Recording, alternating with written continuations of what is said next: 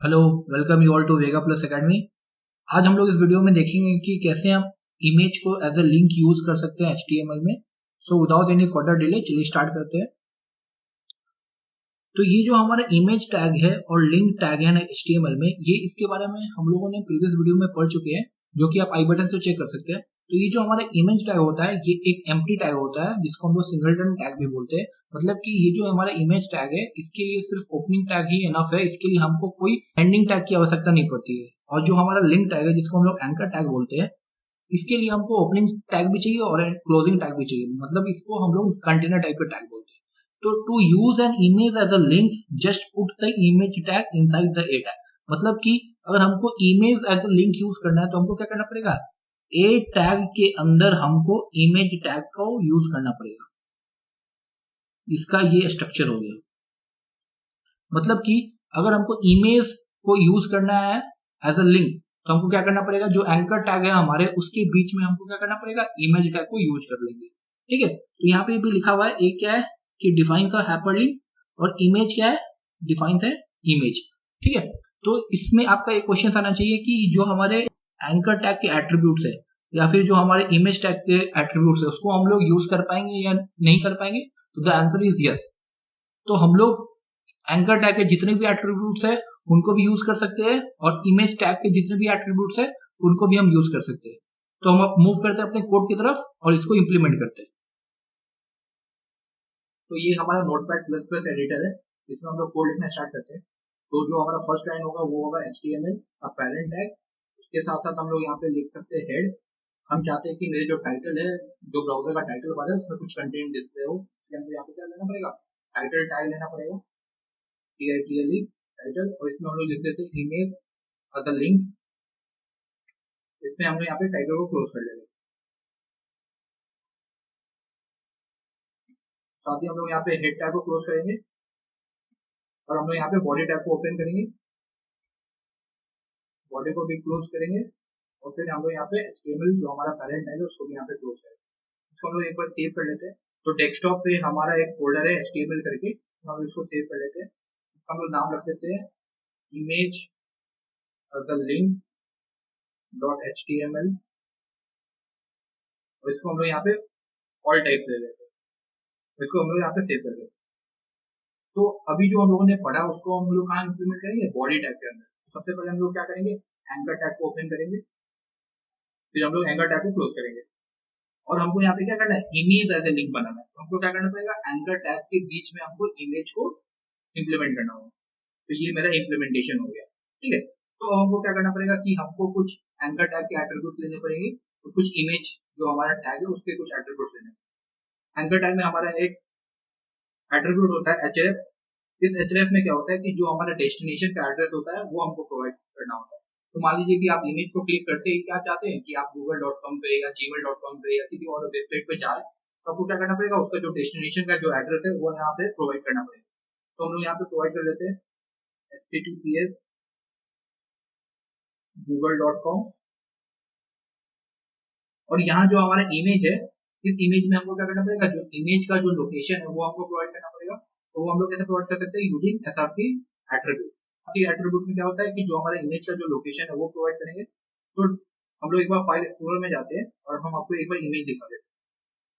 तो same folder पे क्या है कि हमारा एक फोल्डर है इमेज।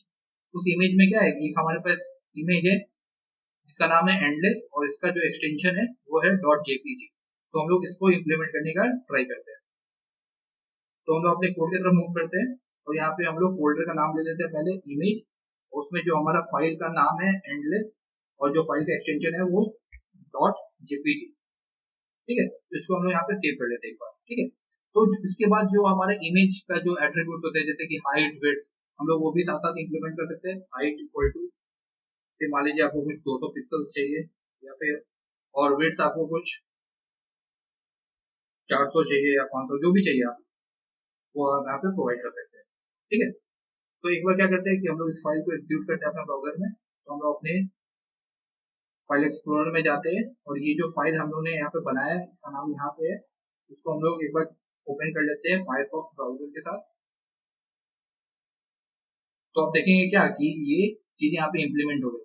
और अब जैसे इस इमेज को क्लिक करेंगे तो क्या होगा कि ये हमको google.com पे ले जाएगा अगर हमारा इंटरनेट एक्सेस है, ठीक है। बट यहाँ पे अगर आप बैक जाएंगे तो क्या होगा कि यहाँ पे आपको कुछ मैसेज नहीं समझ में आ रहा है क्या कि ये इमेज एक क्लिकेबल इमेज है। तो हम लोग यहाँ पे क्या कर सकते हैं कि हम लोग एक हेडिंग टैग या पैराग्राफ टैग लेके हम लोग यूजर को बता सकते हैं कि this image is a clickable image. तो हम यहाँ पे एक पैराग्राफ टैग ले लेते हैं और यहाँ पे हम लोग लिख देते हैं क्लिकेबल इमेज, ठीक है।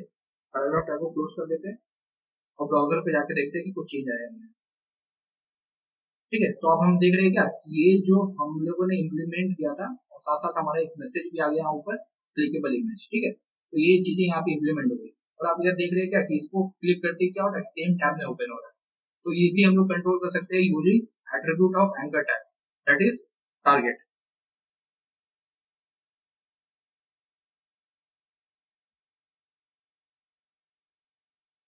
इसमें हम लोग को क्या वैल्यू पास करना पड़ेगा प्लान। तो हम लोग एक बार सेव कर लेते हैं और ब्राउजर पे जाते हैं, तो हम लोग रिफ्रेश करके चेक करते हैं, फिर से हम लोग यहाँ पे इमेज को क्लिक करते हैं तो हम देख रहे हैं क्या कि ये हमारा नेक्स्ट टैब में ओपन हो जाता है, ठीक है।